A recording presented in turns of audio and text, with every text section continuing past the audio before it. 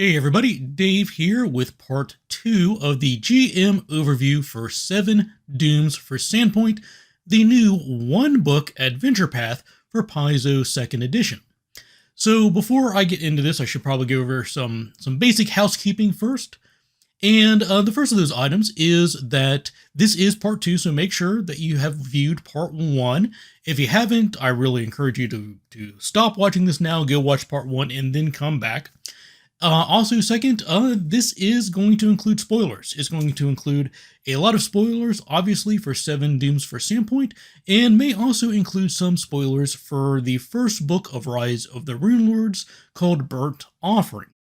And the last piece of housekeeping is I should let you know that Paizo did provide me a copy of this book.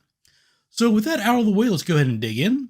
First, in the part 2 videos, I always like to give you a little more of a subjective opinion of the adventure path, and largely, unsurprisingly also, I like the 7 Dooms for Sandpoint adventure path, but I do probably want to mention that I am ground zero for the target market of this adventure path. This adventure path is a dungeon crawl. It is a Megadungeon, and it is playing as a sort of sequel and sort of just love letter to Rise of the Runelords, and specifically the first book of that, Burnt Offerings. And I am someone who has GM'd Burnt Offerings. I am someone who owns it both in, I guess 3 versions: the original first edition version, the re-released anniversary edition, and I also own it for the Savage Worlds Pathfinder game as well. And I've also played through it as part of the Pathfinder adventure card game. So I am a person who very much enjoys Rise of the Runelords and Burnt Offerings, and there's a special place in my heart for Sandpoint. I'm also somebody who, if you've watched these previous videos, you already know this, I really, really like dungeon crawls. They're my favorite kind of adventure to GM. My players love playing them. I know dungeon crawls, and in particular Megadungeons, are kind of a polarizing topic, where people tend to either really like them or really dislike them, and not a whole lot of gray area in between. But I am very much on the side of liking dungeon crawls. So being that I love dungeon crawls, I love Sandpoint, I love Rise of the Runelords, like this was Christmas in April for me. This was a present that I was not entirely expecting, but all that is to say, my subjective take is I really like it. I think it looks like a lot of fun, but you also have to understand where I'm coming from, and that I am a Sandpoint Rise of the Runelords superfan, and I love dungeon crawls. If you have never played Rise of the Runelords, or GM'd it, or at least the first book, Burnt Offerings, and you have a particular dislike for Megadungeons and dungeon crawls, then this may not be right for you. So always take the subjective opinions with, a little bit of context. So let's talk a little bit about it. Obviously, one of the things I like about it is that it is this love letter to Sandpoint. It is fun to revisit that community and go back to the Rusty Dragon Inn and meet with some people who you knew from the prior adventure path. The mayor is still there. Broderick Quink is still there, which is surprising because I thought he was a really old man in first edition, and this is 17 years later. But so there's a lot of nostalgia, but I don't think it goes full member berries on you. There's not a whole lot of just blatant fan service, I guess. There are certainly decisions that were made in this adventure path where they inserted a familiar figure from the first edition adventure path that could have been performed by other people. And yeah, I think it's obvious they said, well, we're going to make the creative decision to include familiar names and faces where they don't necessarily have to be those people. But you understand what you're getting into. When you start Seven Dooms for Sandpoint, you should be going into it understanding that this is the 200th anniversary issue of Pathfinder Adventure Paths, and it is very targeted towards being that love letter to the original very first volume, Burnt Offerings. Now, that doesn't mean that there's not a few concerns I have with the way that it plays with this being a continuation or sequel. The first of those concerns is obviously if you have previously played Burnt Offerings and you made, decisions in your campaign that aren't exactly canon within the larger Paizo Pathfinder world, you may need to make some adjustments when you run Seven Dooms for Sandpoint. And there's nothing there that I think is just completely impossible to adjust. Nualia played a very significant role in Burnt Offerings. She plays a very significant role in the first chapter of Seven Dooms for Sandpoint, when Father Xantus wants to perform a ritual to speak with her spirit and ask forgiveness for the way he and the community treated her in the past. And it's possible that in some campaigns for Burnt Offerings, maybe you didn't kill Nualia. Maybe she redeemed herself. Maybe forgiveness was made in the past, and now you've got to kind of deal with that change in the current setting. It's entirely possible that Nualia died sometime in the 17 years between then and now. And there's other concerns, like, maybe in your campaign, Father Xantus didn't survive. In which case you would probably just create a new religious figure. So all that's to say that, part of the problems inherent with doing a continuation, especially with something like this, where every game table is going to inherently be different and make different decisions, is if you are playing this as a sequel, you might have to make some adjustments. I think probably with the narrative, the bigger concern that I had was the first chapter, as it is written, largely hinges on Father Xantus wanting to forgive Nualia or her spirit, and Townsfolk are getting angry because they remember 17 years ago all the bad things that happened. And the book kind of assumes that the heroic players are going to support Father Xantus and try to calm down the rest of the village so that he can perform these rites. And my players, I kind of think, might side with the village and might say, you know what, we don't want to forgive her. She did awful things, and now she's kind of paying the price in the afterlife, and we don't want to make things better, so to speak. I saw in the official forums online, the author James Jacobs had offered some suggestions on how to deal with that, and one of them was, if you suspect that your players are going to do that, or maybe you should just outright ask them, hey, how would you feel about this, or would you be supporting the father or not? Get that understanding in advance. And if they probably wouldn't be supporting the father in this, then you change it from the father wanting to seek forgiveness from the spirit, from saying that over the last 17 years, Nualia's spirit has been haunting Sandpoint and doing bad things. And then it turns into a scenario, not that the father wants to do a ritual to speak with her, but the father wants to perform a ritual to exorcise her from the village. So that's one possible way to deal with that. So next, let's get into some of the questions that were asked in the comments section of the previous video. I do want to say that a lot of the comments were kind of had the same themes, so I may not be addressing your specific question verbatim the way it was written, but I'm kind of grouping a lot of these together, and I think we're going to get to the same place. The first big question was, do I have to have played or GM'd Rise of the Runelords in order to enjoy Seven Dooms for Sandpoint? And the answer is absolutely not. You don't have to have that experience, but I think this adventure path really shines when you do have that prior knowledge.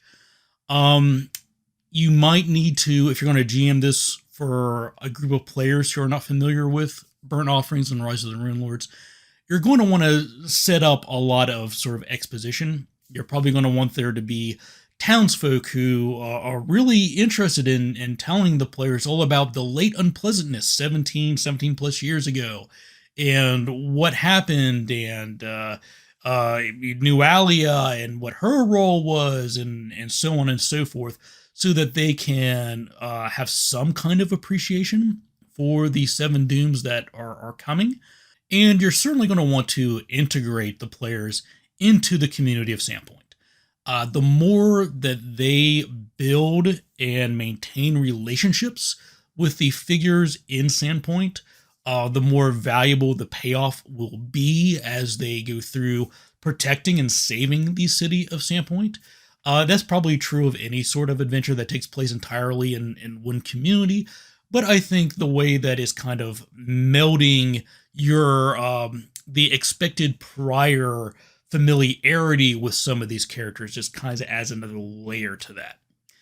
Now, if you, and this sort of leads to the next question, which was, as far as Megadungeons go in Pathfinder 2nd Edition in this level range, which do I prefer, 7 Dooms for Sandpoint or Abomination Vaults? And it's simple. If you have that familiarity with Rise of the Runelords, I think 7 Dooms for Sandpoint is super fun. You should go for that. If you don't, and Abomination Vaults is an option, I think I would probably still lean towards Abomination Vaults being kind of the premier, level 1 or 4 to 12-ish area dungeon crawl for Pathfinder 2nd Edition. But if you have people who are familiar with Sandpoint and would appreciate revisiting that, then I would then give the edge to this 7 Dooms for Sandpoint. So that also raises the question of, this is a one-book adventure path, and it starts at level 4. So some of the questions were around, what do I recommend for filling that level 1 to level 4 gap to get a party at a level where they can then go into 7 Dooms for Sandpoint?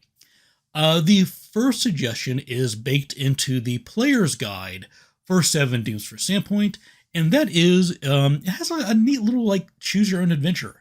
And it's not, you choose your own, meaning your own group, your own party. I believe it's intended to be played at the table with the entire group together, as opposed to individually.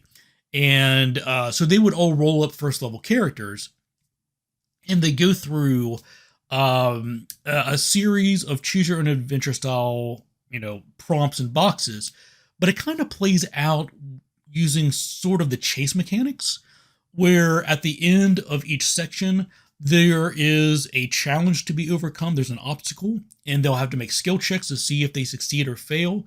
And there's multiple paths through the little story. But at the end of that story, they will all be leveled up to 4th level, and depending on how many victory points they earn through success of the different obstacles and challenges they face in that story, that determines what kind of loot and rewards they would receive. But any way you cut it, they'll come out of that experience as 4th level characters with starting gear ready to go right into 7 Dooms for Sandpoint. And that story also is incorporated, obviously, into Sandpoint, so it does give new players a little bit of an introduction and understanding of that setting as well. The second option for how to gain those first 4 levels of experience is to play the recently released standalone adventure Rusthinge. Rusthinge is a new introductory level 1 to level 4 adventure.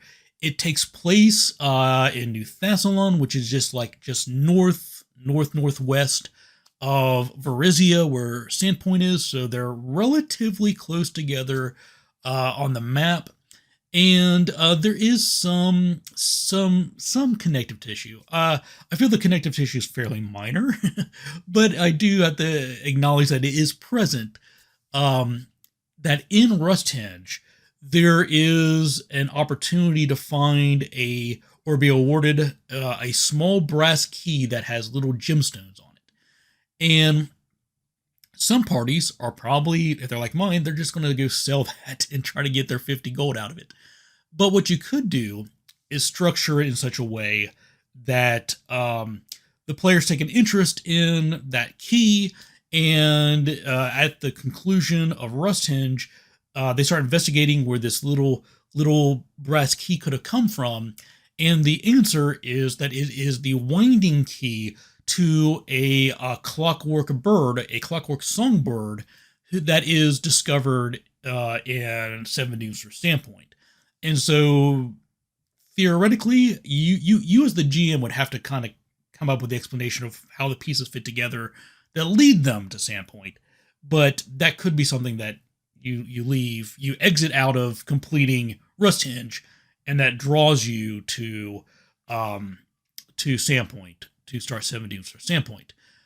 You would have to have some sort of an explanation as to why Father Xantus is taking an interest in them, or why he would choose these people to be the people to investigate the disappearance of Nualia's body out of the graveyard, but at least it would get them in town. Another benefit to doing that is with Rusthinge being set in New Thassalon, there's 4 levels for them to adventure up there where you can start seeing information about the Runelords, who they were thousands of years ago, and how old Thassalon was. A lot of the current Varizia, and there's Thessalonian ruins there, and that would you would be able to start planting those seeds in a way that feels familiar to them, because they're in New Thassalon. They're going to want to explore a little bit about what that means.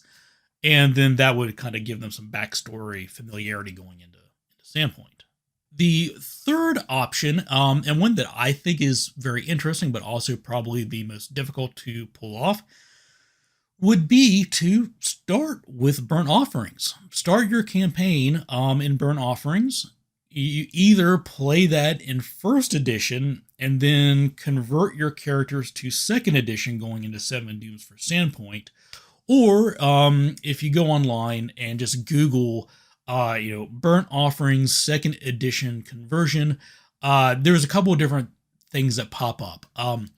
I can't vouch for them. I don't know how complete they are or how reliable or how good, but I can say that there are people out there who have already taken a stab at converting Burnt Offerings to second edition.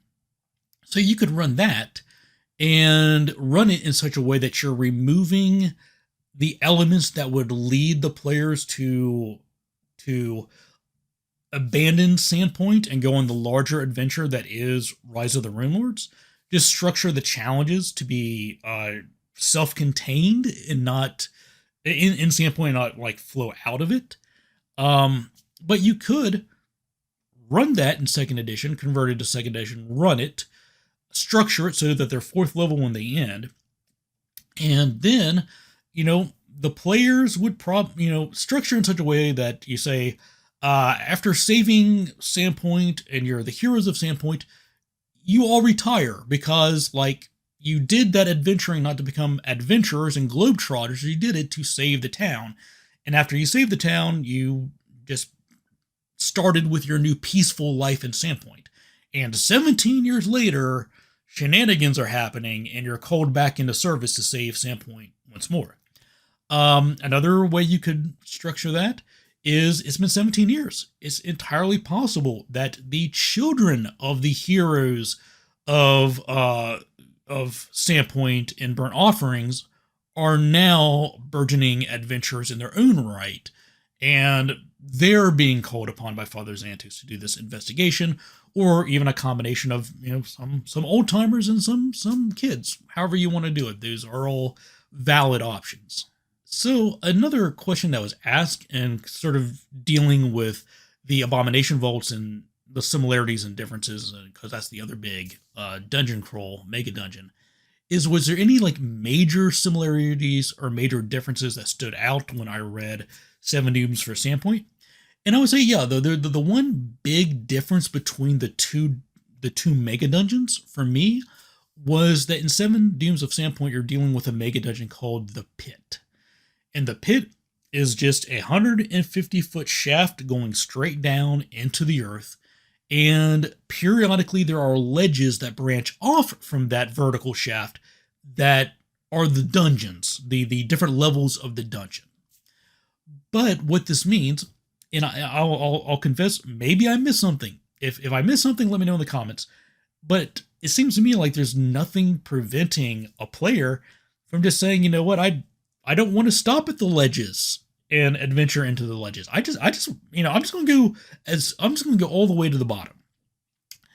And there's nothing in the narrative that prevents that I recall seeing. It's not like there's not like there are energy barriers separating each platform. They have to go find the magic key on each level to unlock to get down to the next level and the next level, the next level. You can as second level players say, hey, let's go down to the bottom, and next thing you know, you're being surrounded by 10th level enemies. Um, there are some things that are built into the campaign to discourage players from doing that. And I think the first is just, we all try not to metagame, but in modern gaming, I think everybody knows the deeper you go, the harder it gets.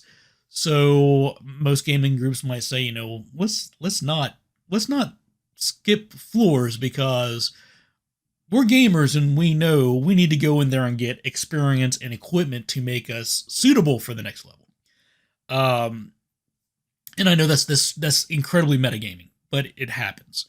The second thing that the adventure does to discourage people from just skipping the floors is that I think it's 50 foot down.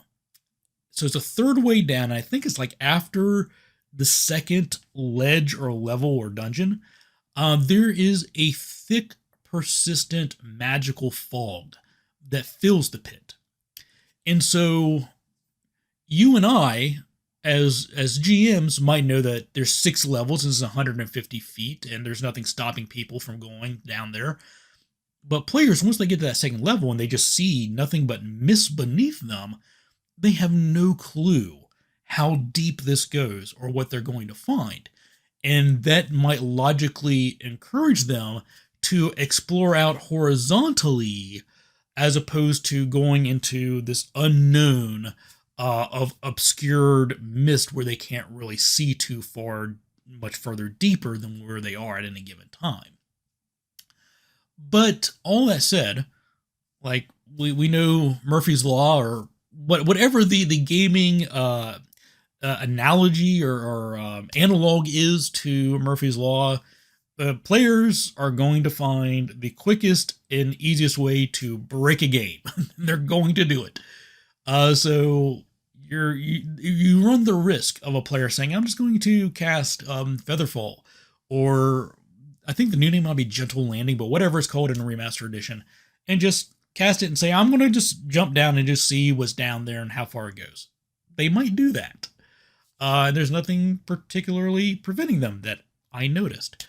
So I guess that's the big difference that stood out to me between Abomination Vaults and 7 Dooms for Sandpoint as far as the mega dungeons go.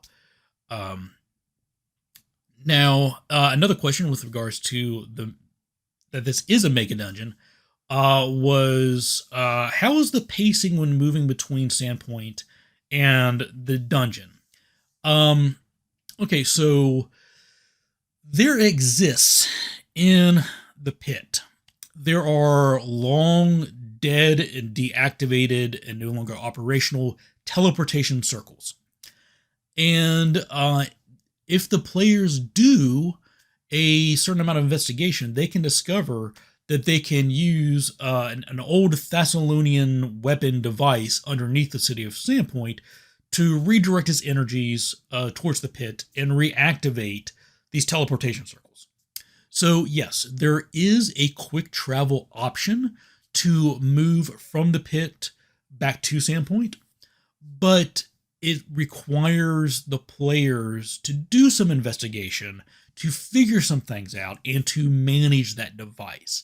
It's not an automatic gimme that they're going to do that, in which case there's going to be built-in time if they want to go back to Sandpoint to travel back and forth. But hopefully you can maybe give them some hints and some nudges to help them figure out to repurpose this ancient Thessalonian weapon to activate the teleportation circles. What kind of pressure exists to complete the dungeon within so much time? There's not really a real hard ticking bomb sort of scenario here. The big bad of this entire adventure, and I'll go over the plot details in just a second, but the Red Bishop is known for being extraordinarily patient. That's kind of his thing. But even he can run out of patience. There is a notation in the book that says, it doesn't say like by the end of the 14th day this happens, but if the players are taking too long, the Red Bishop decides to use a different means to blow up the city of Sandpoint. I think he reactivates Old Light, which is the lighthouse in Sandpoint. If you're familiar with Rise of the Runelords or Burnt Offerings, you know that's actually a Thessalonian weapon. And he detonates it and blows up Sandpoint if players take too long. But that's on you as a GM, I believe, to decide what too long is. Also, some of the different dooms of the 7 dooms have notations that say, if this isn't dealt with in a reasonable amount of time, then bad things happen. If the bad guys are not prevented from doing the things they want to do, there are consequences. But there's I don't recall seeing any hard time limits of, on this day this happens, on this day that happens, on this day that happens. So that gives you flexibility to build in downtime in the adventure, to perform downtime activities, to go back to Sandpoint, to rest and recover.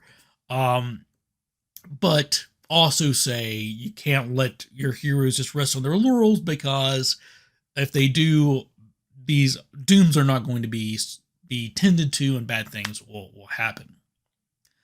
The other question about the Megadungeon has to do with, is there any things to do outside of the dungeon in Sandpoint? Is there anything to do in the dungeon that's not combat? So the first part, is there anything to do in the adventure that's not in the pit?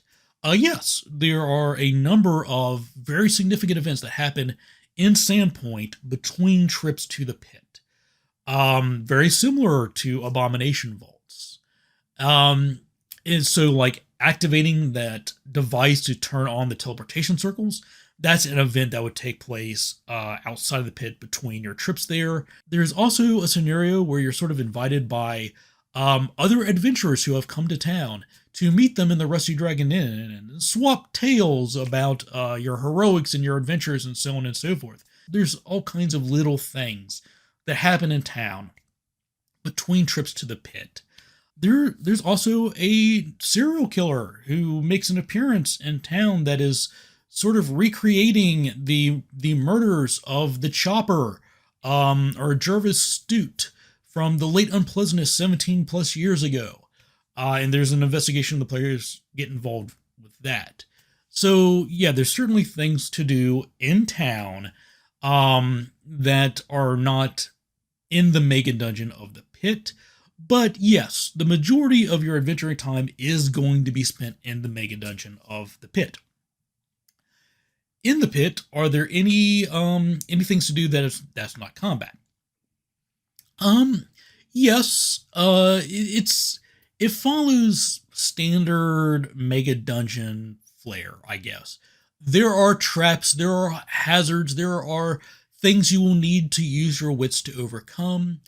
I wouldn't say that there are any major social encounters in the pit that I recall seeing, but there are standard variety of traps and hazards and things like that to deal with. So it doesn't fully turn into a monster closet scenario, although, again, yeah, it's a Megadungeon, so your majority of your time will be adventuring dungeons and fighting monsters.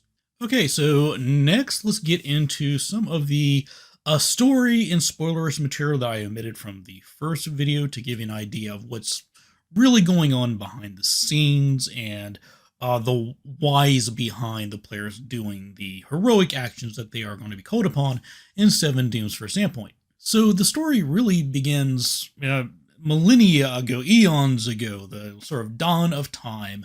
The goddess Lamashu and the demon Pazuzu conceived a demon child together named Uveglor. I think I'm pronouncing that right. With demon names, you can never be certain.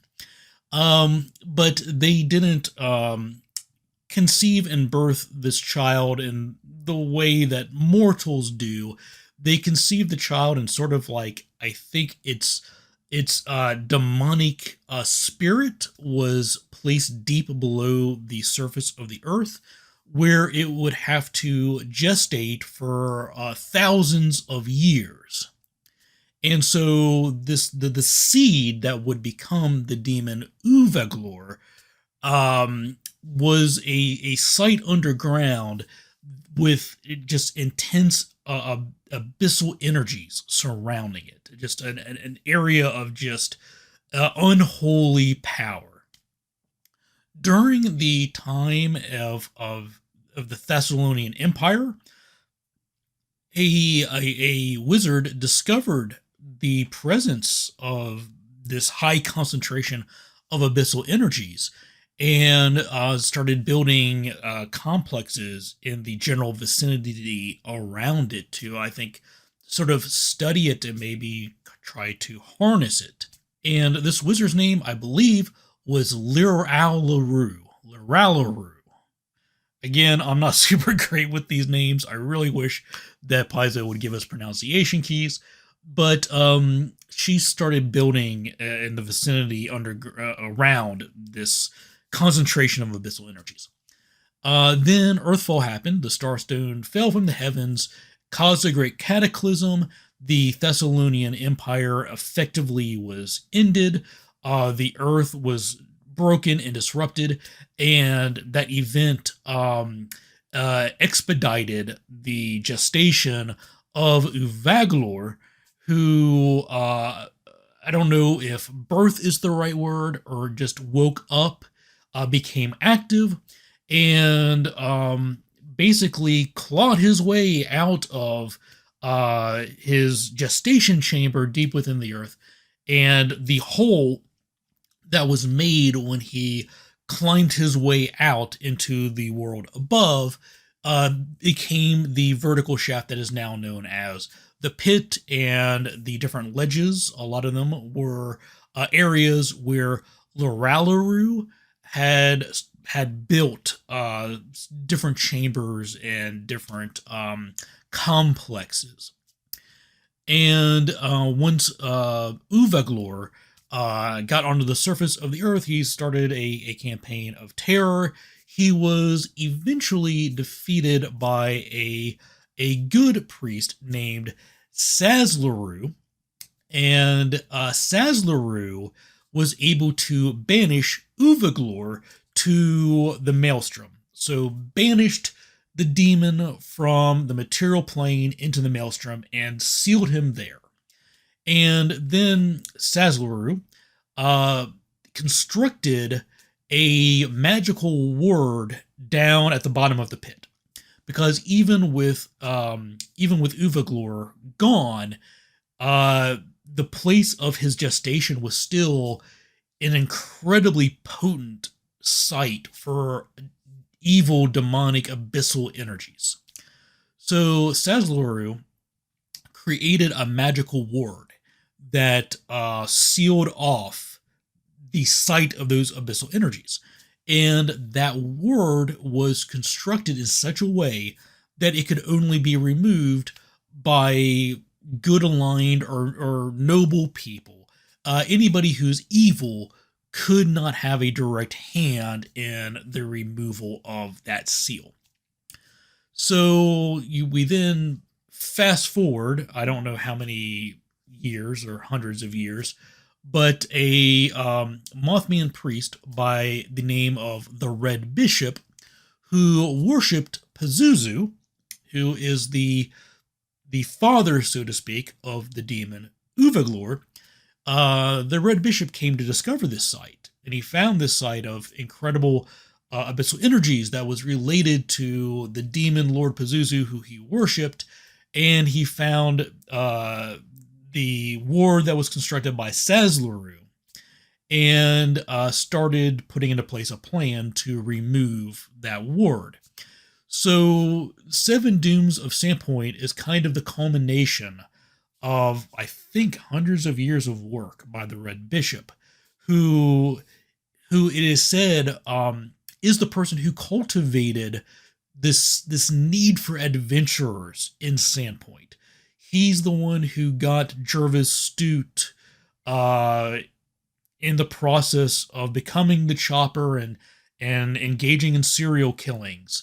The Red Bishop is really the person who kind of is pulling the strings behind the scenes for a lot of different events in the area of Sandpoint, all because his plan, and he's very patient, he's playing the long game, all of which is to cultivate a community of heroes in the Sandpoint area and nurture them to become powerful enough that they might conceivably go to the pit and to the bottom of the pit and find this seal, and being adventuring Pathfinder players, what do they do when they find a seal that's preventing them from exploring? They get rid of that seal.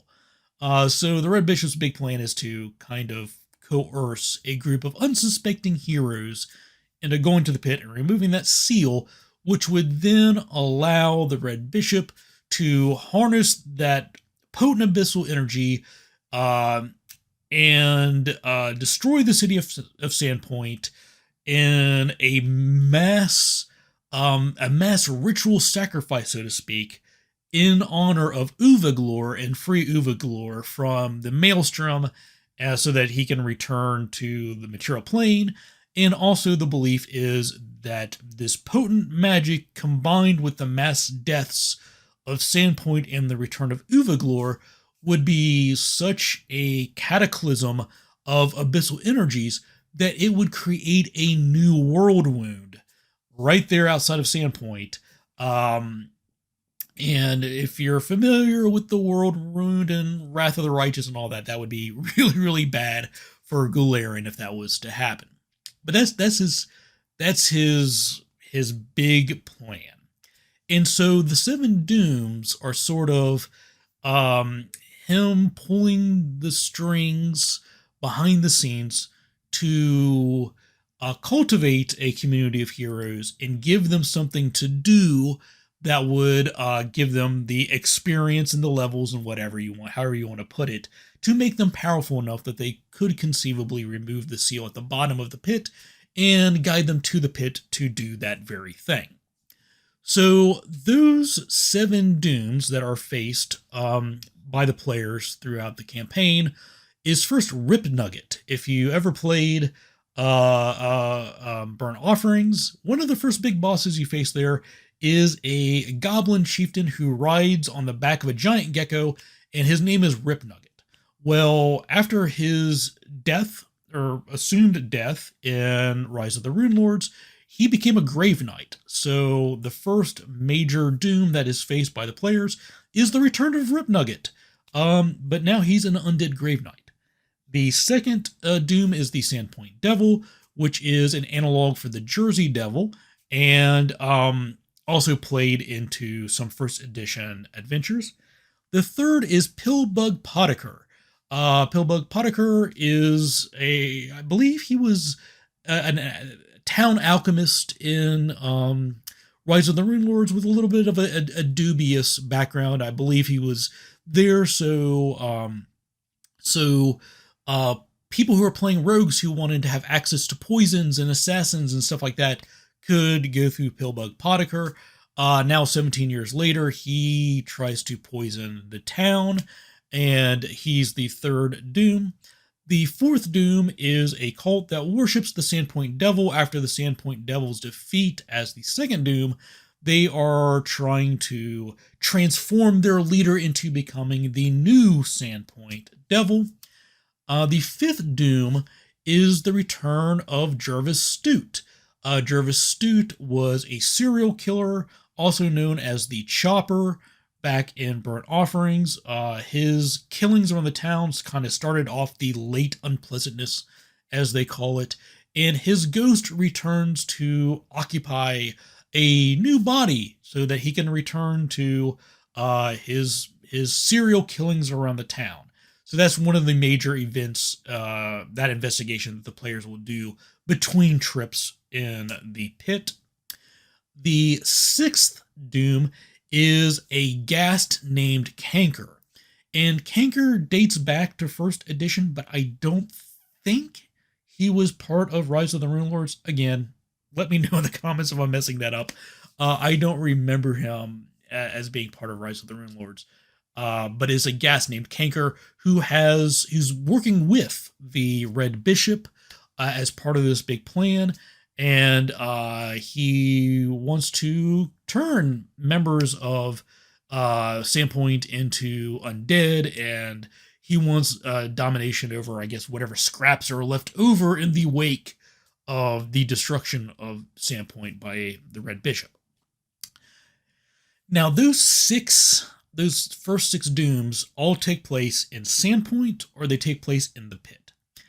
After that is when the players will arrive at the base of the pit and find the magic seal, and the adventure assumes that they're going to be smart enough to figure out, well, if only noble or good people, or if only heroes can remove this, maybe we shouldn't mess with it. In fact, I don't think the adventure ever tells you exactly what the process is for removing the seal, other than to say, like, we're just assuming that players aren't going to do it. There might be a notation about a ritual that you can use if they do decide to go that path, but it largely assumes that the players aren't going to engage with wanting to remove that seal. At that time, a dragon arrives in Sandpoint, not to fight the heroes, but to summon them to an island called Grubber's Heritage.